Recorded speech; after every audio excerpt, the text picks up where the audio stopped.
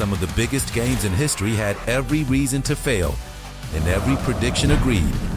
From a franchise abandoned for over a decade and handed to a studio everyone called a disaster waiting to happen, to a free licensing deal killed by one executive nobody can name to this day. These are the 10 games everyone expected to fail, and the truth behind them still doesn't add up.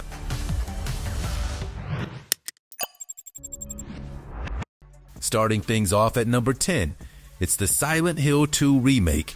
Now be honest with me, when this thing was announced back in October 2022, you thought it was going to be a disaster, right? Don't pretend you didn't, because everyone did. Bloober Team, the developers, had a reputation, and not the good kind. They'd made games like Layers of Fear, Observer, and The Medium. A lot of horror fans saw Bloober as the studio that kept almost getting it right but never quite landing the plane. And now, they were getting the actual Silent Hill 2, one of the most beloved psychological horror games ever made? Yeah, people lost their minds. The early gameplay trailer didn't help one bit either. Combat looked stiff, pacing felt off, and longtime fans were already drafting funeral arrangements. Konami had basically let Silent Hill rot for over a decade after the whole PT fiasco, and now they were handing the keys to Bloober? Felt like the setup for catastrophe. But then, October 8th, 2024 rolled around. The game launched, and within just 3 days it had already sold over 1 million copies. That made it the fastest selling entry in Silent Hill history. Bloober Team's net profit jumped 680% in 2024 because of this one game. Konami's stock value rose 96%. One game basically resurrected an entire franchise overnight. They're now working on a Silent Hill 1 remake too. Nobody saw this coming. At number 9, Batman Arkham Asylum. Admit it, you thought Arkham Asylum was going to suck, right? Looking at it now, it sounds insane, but back in 2009, there were some pretty solid reasons. Rocksteady Studios had only ever made one game before this. One, a budget Xbox shooter called Urban Chaos Riot Response. It was a fun, dorky little game, but absolutely nothing about it suggested these guys were going to make one of the greatest superhero games ever made. And then there was the Batman track record, which, let's just be real, was a graveyard. Most Batman games before this were licensed cash grabs that ranged from mediocre to absolutely embarrassing. The Dark Knight game from the Christopher Nolan era, canceled because it was so bad. The 2005 Batman Begins tie-in, forgettable garbage. So when this no-name studio announced another Batman game, the response was basically, oh great, here we go again. Then the team did something genius. They released a demo. And that demo changed everything overnight. The free-flow combat, the Predator stealth sections, the gothic atmosphere of the Asylum itself. You played it for 10 minutes and immediately knew this was the Batman game. And here's the part you probably didn't know. Mark Hamill hadn't voiced the Joker since Batman the Animated Series wrapped back in 1995. It's not the fall, it's the sudden stop. That's 14 years of silence. Rocksteady brought him back, and his performance became legendary. Hamill said he loved being free from TV censors to explore a darker, more vicious Joker. On you. Ta-da! Honey, I'm home. The game launched in August 2009, became a massive smash, and created the superhero game blueprint every hero game has copied for 15 years. Number 8 is The Witcher. This one is the most painful I told you so in gaming history. I'm not exaggerating. Polish author Andrzej Sapkowski wrote a series of fantasy novels in the 80s and 90s, and a tiny Polish studio called CD Projekt approached him in the early 2000s about making a game. Sapkowski had zero faith in video games. He preferred drinking vodka and playing cards, and was completely convinced this little Polish studio would never make any money. So when CD Projekt offered him a percentage of profits, he turned it down flat. He demanded a one-time lump sum instead. His thinking? Give me the money now, because there will be no profits. How much did he take? Reports suggest around 35,000 Polish zlotys, which back then translated to under $10,000. less than 10 grand, for the rights to the entire Witcher franchise. And here's a kicker most people don't know. There was an earlier failed attempt by a Polish studio called Metropolis Software in the late 90s, so when CD Projekt came knocking, Sapkowski wasn't just skeptical, he was extra skeptical. Spoiler alert, it worked very, very well. The Witcher launched in 2007, rough but special. The franchise has now sold over 85 million copies. Years later, Sapkowski came back demanding around $16 million in royalties. They settled out of court. At number 7 is Demon's Souls, and this one is wild because the game was so misunderstood at launch that Sony itself refused to publish it outside Japan. Sony, their own publisher, said no thanks. It's 2008. Sony Japan Studio was co-developing this dark fantasy RPG with From Software. The game is brutally difficult. You die constantly.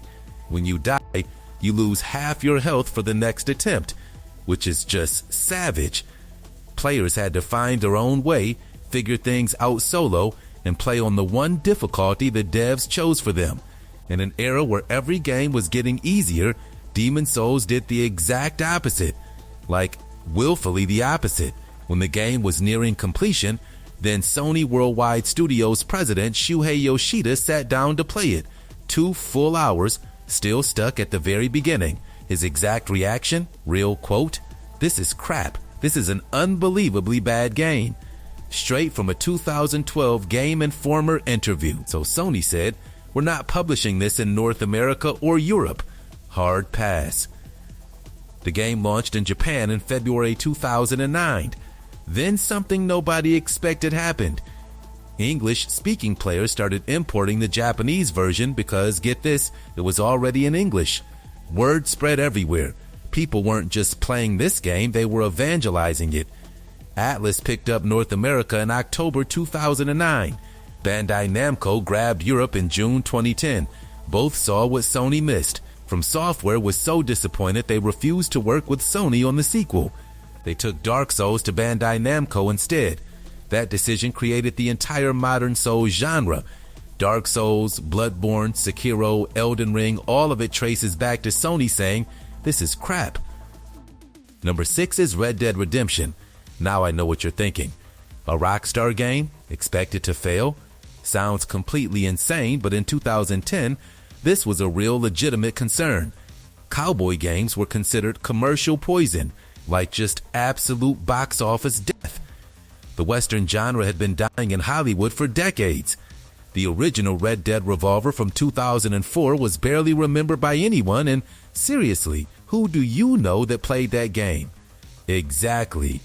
And get this, Rockstar themselves publicly stated the game might not be financially viable in an actual press release. They essentially said, "Look, we're making this game to showcase Rockstar San Diego's talent, not necessarily to make money." When your own publisher is hedging like that, you know things are tense behind the scenes. Here's something that doesn't get talked about enough. The game's development was so chaotic that the wives of several Rockstar San Diego employees published an open letter in January 2010, signed under the pseudonym Rockstar Spouse. The letter detailed brutal working conditions, including mandatory 12-hour days, 6 days a week, since March 2009. Many staff reportedly quit rather than continue working on Red Dead Redemption. About 40 of the 180 employees were laid off shortly after the game shipped.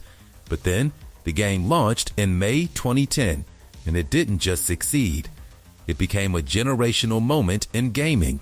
The story of John Marston is widely considered one of the greatest in video game history. The world felt alive in a way no open-world game had managed before. At number 5, Helldivers 2. So, the original Helldivers from 2015, that was a top-down twin-stick shooter with a small but loyal fan base, never broke into the mainstream like at all. So when Arrowhead announced a sequel that was completely changing perspectives to third person, fans were split. Some excited, others worried it would alienate the existing community. Pre-release coverage was barely a whisper. Sony barely marketed it. Most people were predicting modest niche success at best. Then February 8th, 2024 happened. The game launched and the servers immediately collapsed. Why? Because Arrowhead's internal sales projections were so conservative they literally couldn't handle real demand. The game sold approximately 1 million copies in just 4 days. By month 3, 12 million sales. And as of late 2025, after the Xbox release in August 2025, the game crossed 20 million copies sold and generated over $700 million in gross revenue. Here's a detail I love about this story. Arrowhead's CEO Johan Pylenstedt later admitted the studio had to scramble to increase server capacity during the launch chaos. Their entire backend wasn't built for these numbers because nobody, not even them, believed the game would be this big. Imagine being the team that has to apologize because too many people want to play your game. The game reportedly beat Call of Duty Modern Warfare 3 and Final Fantasy VII Rebirth in February 2024 sales in the US. Beat Call of Duty. Arrowhead, a studio of about 100 people, made one of the biggest games of the decade out of nowhere. Number 4 is Metroid Prime. The skepticism around this game when it was announced was absolutely intense. Nintendo handed the keys to one of their most beloved franchises to Retro Studios, an unproven American developer based in Texas. And then they announced Metroid was going first person, a 2D side-scrolling franchise becoming an FPS. Fans called it sacrilege. It got worse. Development at Retro was reportedly a disaster. The studio was originally working on 4 different games, and when Shigeru Miyamoto himself visited in 2000, he was reportedly disappointed with most of what they'd made. He saw potential in their game engine though, and Nintendo basically said, hey, use this engine to make Metroid instead. The team had to cancel all their other projects, including an RPG called Raven Blade, lay off about 20 employees and rebuild around Metroid Prime. And during the final 9 months, staff worked 80 to 100-hour weeks. Brutal. When Metroid Prime launched in November 2002, it didn't just meet expectations, it redefined them. 97 on Metacritic, over 2 million copies sold. And Metroid Prime 4 Beyond finally launched in December 2025. None of that happens without Retro pulling off the impossible. At number 3, Doom from 2016. The lead up to this release was a perfect storm of red flags. Doom had been dormant since 2004's Doom 3. There were leaks of an earlier, canceled version reportedly trying to ape Call of Duty's military shooter style. Doom as a Call of Duty clone. Bethesda's vice president Pete Hines literally said the canceled version felt like Call of Doom or Battle Doom. Yeah, scrapping that was the right call. Another big red flag. Bethesda refused to send out review copies before launch. In gaming, that's almost always a sign a publisher knows their game is bad. Combine that with marketing that focused on the multiplayer, which ended up being the weakest part of the package, and you had a recipe for disaster. Most people assumed Doom 2016 was going to be a soulless reboot. They could not have been more wrong. The game launched May 13th, 2016, and immediately became a critical sensation. The Mick Gordon soundtrack alone became iconic. And here's what most people don't know. id Software scrapped years of development and rebooted the entire project in 2013. The result became a massive critical and commercial success, paving the way for Doom Eternal in 2020 and Doom the Dark Ages in 2025. Number 2 is Alien: Isolation. And this game had every reason in the world to fail. The Alien franchise's gaming track record before this was abysmal. The most notorious example? Aliens: Colonial Marines from 2013, which is, sorry, it's impossible to say that game without laughing a little, just one of the most disappointing games ever released. And now Sega, the same publisher behind Colonial Marines, was publishing another Alien game just 1 year later. Trust was completely shattered. The developer, Creative Assembly, was famous for the Total War strategy series. They had basically zero experience making horror games or first-person experiences. None. They made grand strategy battles with thousands of soldiers, and now they're making a horror game? Combine that with the long, troubled development cycle and a small marketing push, and most people just assumed this was going to be Colonial Marines Part 2. Here's something fascinating about this game's backstory. Creative Assembly secretly built Alien Isolation in a separate studio division specifically to keep it isolated from their Total War teams. The developers studied the original 1979 Alien film extensively, recreating the exact retro-futuristic aesthetic Ridley Scott had pioneered. They even used original sound design archives from the film to nail the atmosphere. That's the level of dedication these guys brought. When the game launched in October 2014, critics were divided. Some loved it, others found it punishingly difficult. But over time, it's become recognized as one of the best horror games ever made, period. The Xenomorph AI is legendary in game design circles, with developers literally studying it to this day. The game has sold over 2 million copies, received a 7-episode animated Hulu series in 2024, and finally, after over a decade of waiting, a sequel was officially confirmed in 2024. Took them long enough. And finally, at number 1, The Simpsons Hit and Run. Putting this at number 1 might surprise some of you. But hear me out, because this story is absolutely insane. By 2003, every sign pointed toward this game being garbage. It was a TV tie-in game, which historically meant low quality, almost universally low quality. The Simpsons itself was already in its declining seasons by 2003, and the previous Simpsons driving game from the same studio, Road Rage, had been sued by Sega for ripping off Crazy Taxi. Developer Radical Entertainment had to completely retool the project mid-development because of that lawsuit. They added on foot segments, restructured missions. The whole thing was a mess. The team was missing deadlines constantly, and many staff reportedly thought the game was going to bomb hard. But here's where it gets wild, and most retrospectives miss this. After Hit and Run launched in September 2003 and became a massive smash hit beloved by millions of fans, Gracie Films, the production company behind The Simpsons, offered Vivendi Universal Games a deal. A deal to make 3 sequels, with all rights and voice actors included, for $0 in licensing fees. Let that sink in. Free licensing, 3 sequels, and someone at Vivendi, and to this day no one knows who, said no. Lead designer Joe McGinn confirmed this back in 2024. Executive producer John Melchior literally called it a really bizarre decision that nobody on the production team understood. The rights eventually went to Electronic Arts, who made the underwhelming Simpsons game in 2007. So Hit and Run isn't just a game expected to fail that succeeded. It remains one of the most beloved licensed games ever made, with fans still begging for a remaster more than 20 years later. An absolute legend. That's 10 games everyone expected to fail, but ended up changing gaming forever.